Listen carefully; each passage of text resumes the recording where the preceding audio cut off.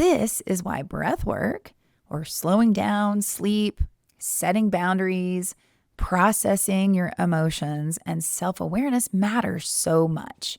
Because healing isn't just about calories and workouts. It's about creating internal safety. And I'm going to say that again for those of you in the back, because healing isn't just about calories and workouts. It's not just about calories and workouts. It's about creating internal safety. Welcome to the Balanced Fit and Free podcast. I'm Rayanne Mullins, and this season we're talking about the deeper side of wellness, mental health, emotional patterns, self-awareness, alignment, and what it truly means to live well from the inside out. Because real health isn't about perfection. It's about becoming stronger, more intentional, more authentic, and more free. Let's get started. Hey, everybody, and welcome back to the Balanced Fit and Free podcast. I'm Rayanne, and today we're talking about something that I think is at the core of so many women's struggles. Today's episode is called, You Don't Need a New Body, You Need a New Relationship with Yourself. And I know that that statement might actually trigger some of you just a little bit, because maybe you're thinking, no, Ran, I actually do need to lose weight. Or no, Ran, I do think my body is the issue. Like maybe you have autoimmune disorders, or maybe you are going through perimenopause or menopause, or maybe you've recently had a baby. So maybe right now you do think your body is the issue. And listen, this isn't me saying that your health doesn't matter or that your goals don't matter. This is not me saying we should never want to improve ourselves. What I am saying is that so many women believe their unhappiness is caused entirely by their body. And after decades of coaching women, I can tell you with full confidence, I have seen women lose the weight and still hate themselves. I've seen women hit the goal and still feel totally insecure. I've seen them hit their goal and feel unworthy, still criticize their stomach, still avoid pictures, still compare themselves to others, and still think they aren't good enough. And I've also seen women begin healing their relationship with themselves, and suddenly their entire life starts changing. And this isn't because they've become obsessed with themselves, but instead because they stopped being at war with themselves. And honestly, that changes everything. I think, many of us were taught, whether it was directly or indirectly, that our body determines our worth. We get messages every single day from social media, from TV, commercials, even just people around us all the time. We get these messages that we need to look a certain way, right? And so many of us were taught that when we finally lose the weight, then we'll be confident. Then we'll wear the swimsuit. Then we can start dating. Then we'll speak up for ourselves. Then we'll rest. And then we'll finally love ourselves. We keep putting life on hold until our body changes. But here's the problem with that. If your inner world is built on shame, like worried that you look a certain way or you don't feel good enough, this is shameful. When it's built on shame, you will carry that shame into every version of your body, because the body was never the full problem. The relationship with the body is the problem. Okay. And I want to talk about the science behind this. Okay. Just for a minute, because this isn't just me telling you to be positive and to think more positively and flip your thinking. I think that's important, but scientifically, your brain is constantly adapting to repeated thoughts and behaviors through something called neuroplasticity, because the pathways that you repeat become stronger. Okay. It's like, have you ever seen a big highway that lots of heavy trucks drive on? And pretty soon there's grooves where the wheels of the big trucks have been driving back and forth, back and forth, back and forth. It's the same with our brain. So if every day you wake up and you think, oh, I hate my body. Oh, I'm disgusting. Oh, I'm failing. I'll never be good enough. All these horrible thoughts, your nervous system learns how to be stressed, right?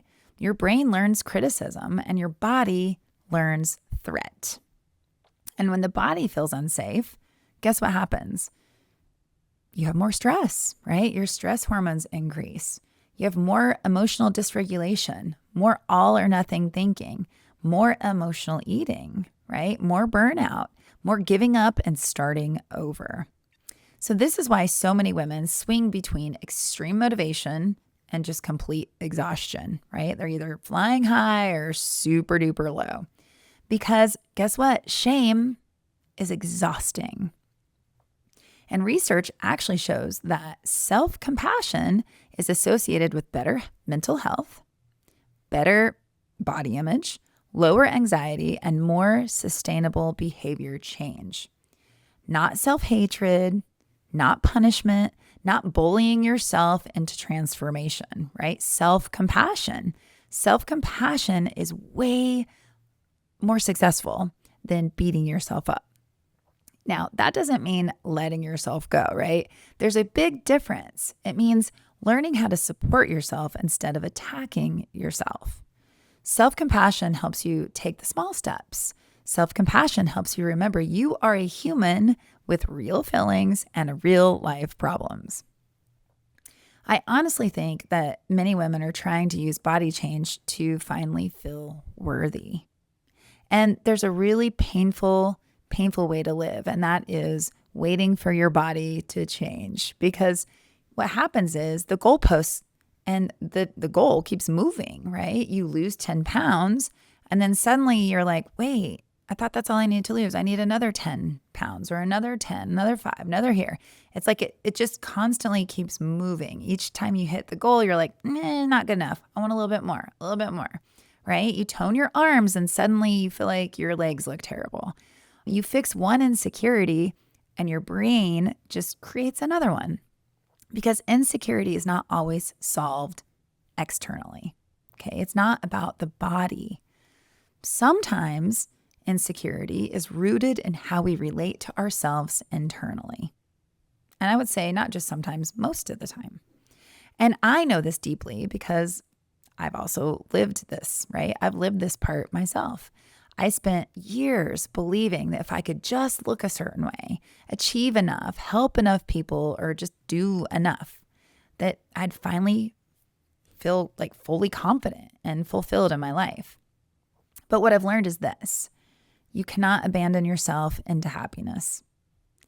You cannot bully yourself into peace, and you cannot hate yourself into becoming someone you love.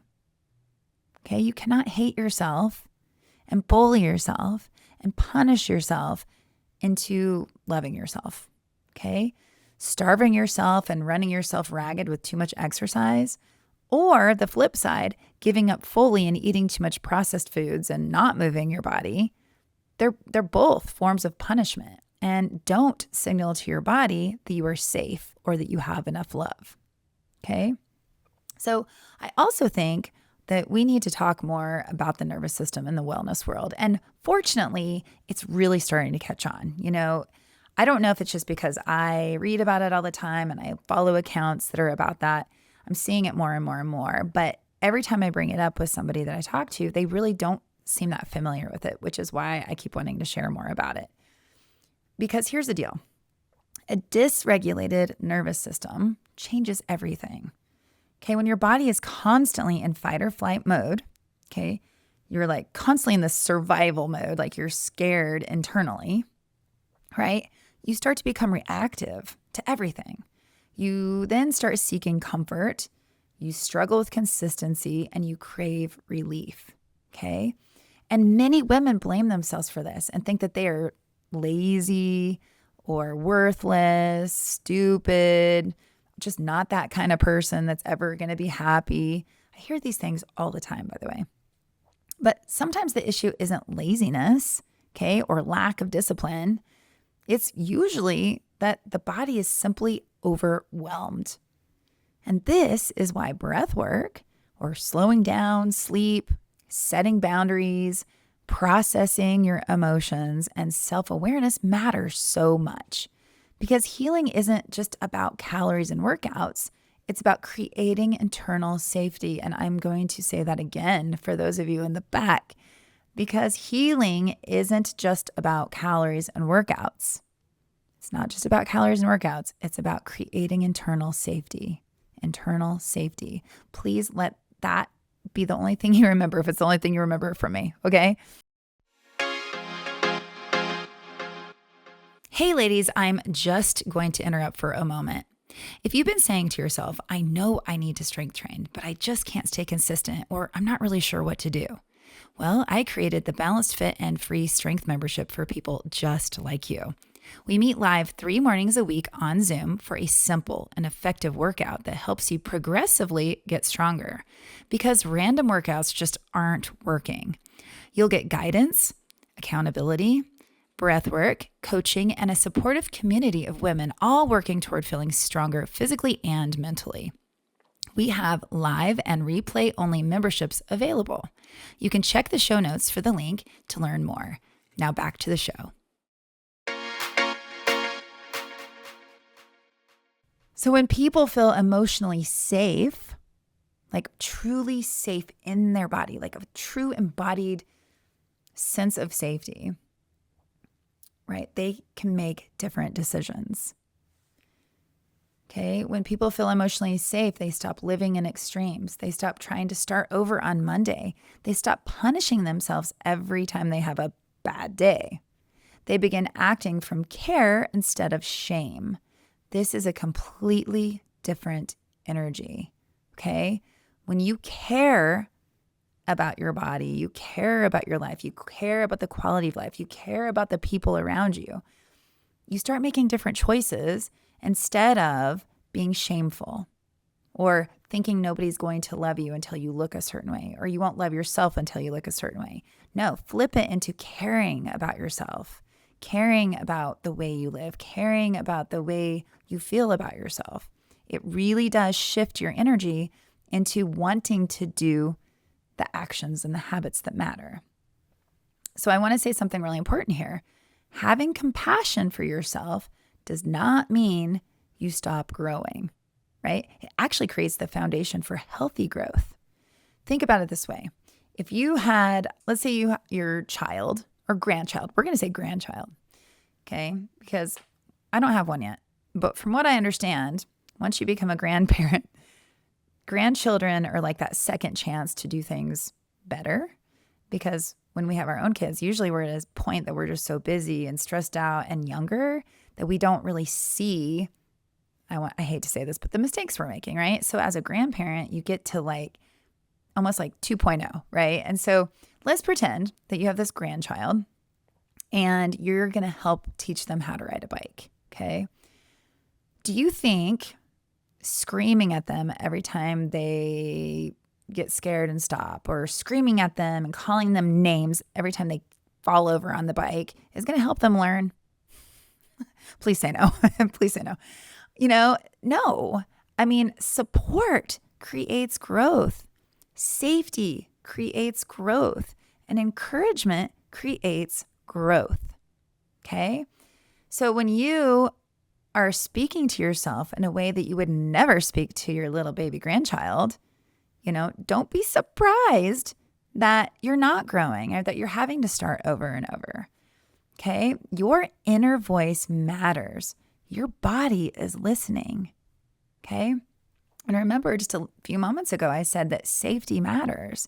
And if you're constantly yelling at yourself, telling yourself that you're a loser, not worth it, your body's not going to feel safe and it's not going to grow forward. It's going to stay stuck.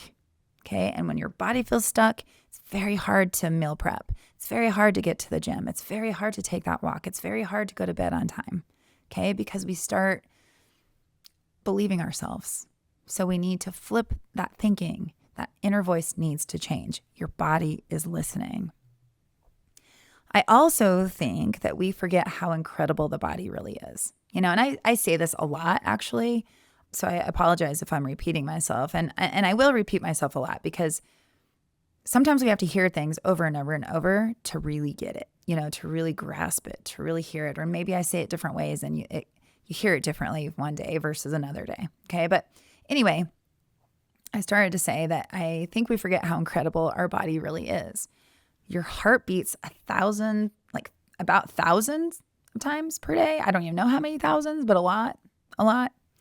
And you're not even thinking about it, right? You're not like saying beat, heartbeat, heartbeat, heartbeat.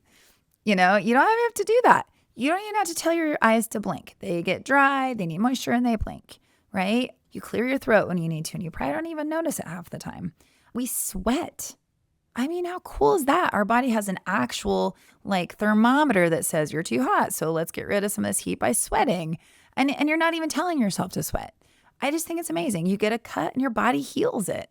I've been to the dentist a lot lately, unfortunately. It's one of those things. I wish I would have done better when I was younger with my teeth.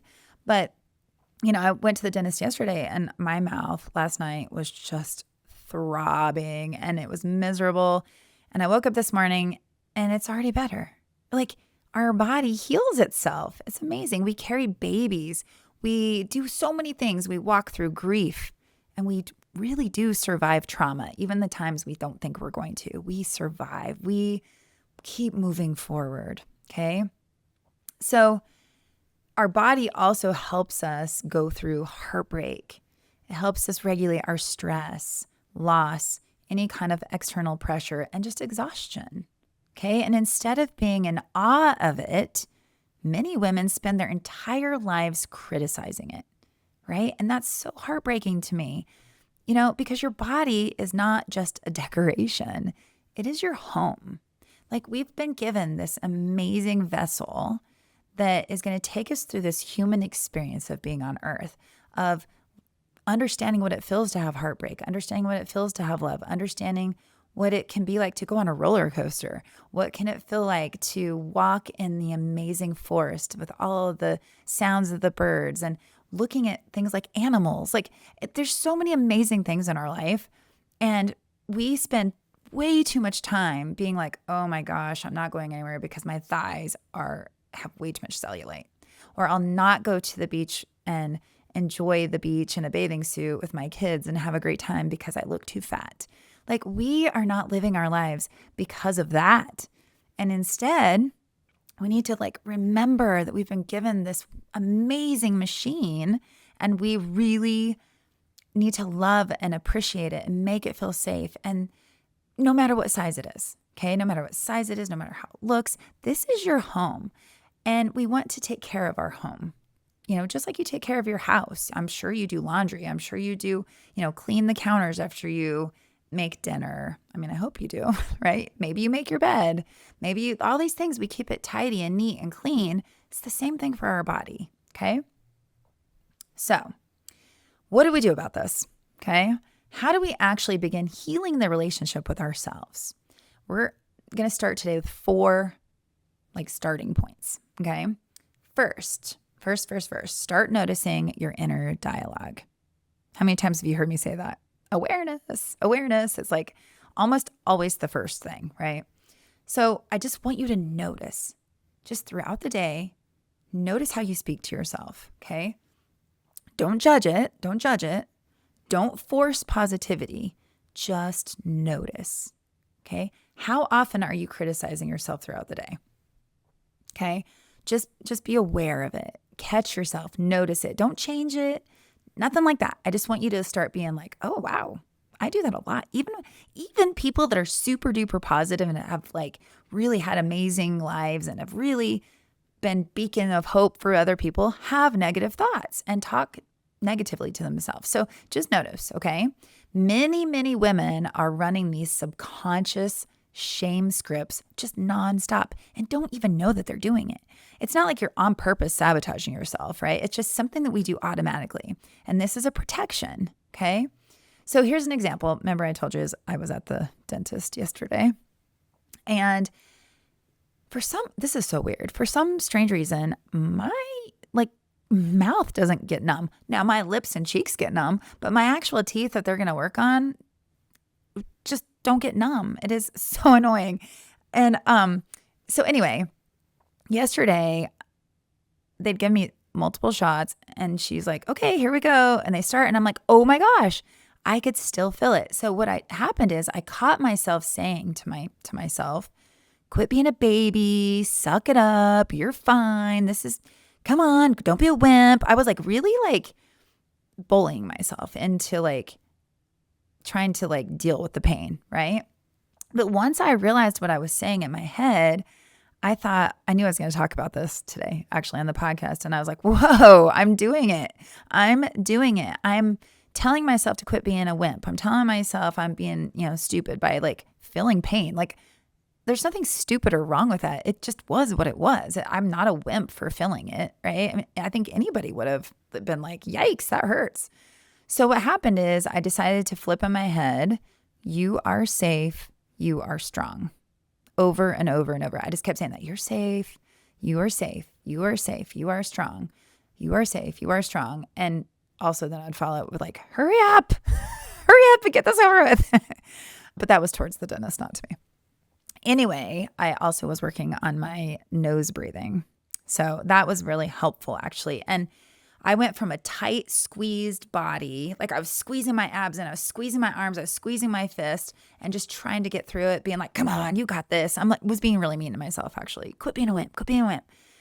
And then once I decided to flip it into you are safe, you are strong, and I actually noticed I was squeezing because I didn't realize I was squeezing during it. And then I relaxed my body and it helped so much. Okay, so first, notice how you're speaking to yourself. Notice how you're speaking to yourself, okay?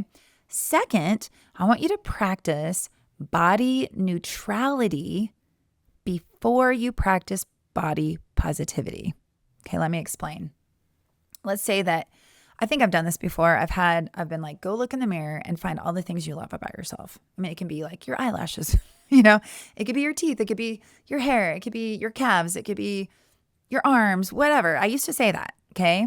But a lot of people really struggle with that. And this is something about growing, as a coach, as a person. I even as a coach have realized that maybe that was just asking too much for people. So we're going to take a step back, okay? So instead of going into the mirror and being like, oh, I'm so hot, you don't have to do that. How about you look in the mirror and just recognize yourself, right? And be like, this body deserves respect. This body carries me. This body is strong. This body has taken me through so much. Just looking at yourself, not from a judgment of like loving how you look, but looking at your body as something that as an asset, as something that you don't really care about the appearance, but just recognize it. Give it some body neutrality. Like, wow, this is my body. This is what it does. Like, it really just take out the judgment of what it looks like and put in the respect for it. See what it is, okay, for what it is, okay? This is a really good way to put your mind on the incredible accomplishments that your body has taken you through instead of just acknowledging the way that you look, okay? So step 1 was acknowledge your internal dialogue. Step number 2 is practice body neutrality versus body positivity. The idea is that once you start really like appreciating your body for what it's done for you, pretty soon you'll start to love it more. And pretty soon you're going to see your body in a different way than you do now. Okay. And by the way, when you start seeing your body in a different way and you appreciate it and have gratitude for what it can do, it starts to be easier to want to fuel it better. It's easier to move it more. It all flows together. Okay. The third thing is please stop using exercise as punishment. Okay.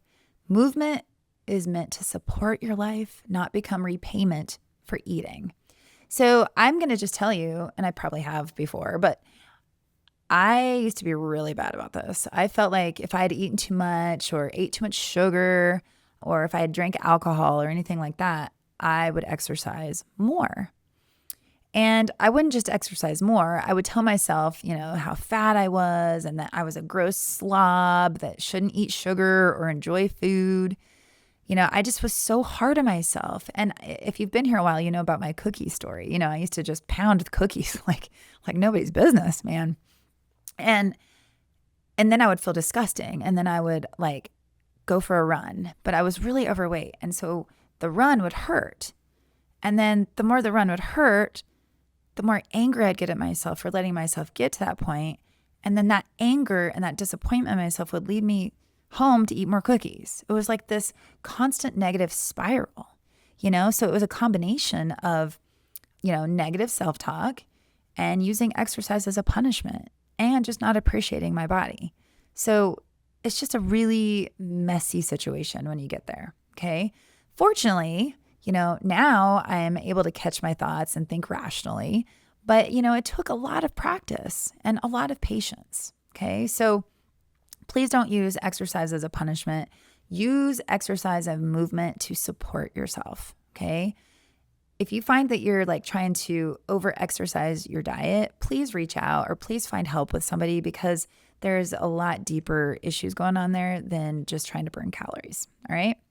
And then the fourth thing that can help is learn how to regulate your nervous system. Okay. It's not really fourth.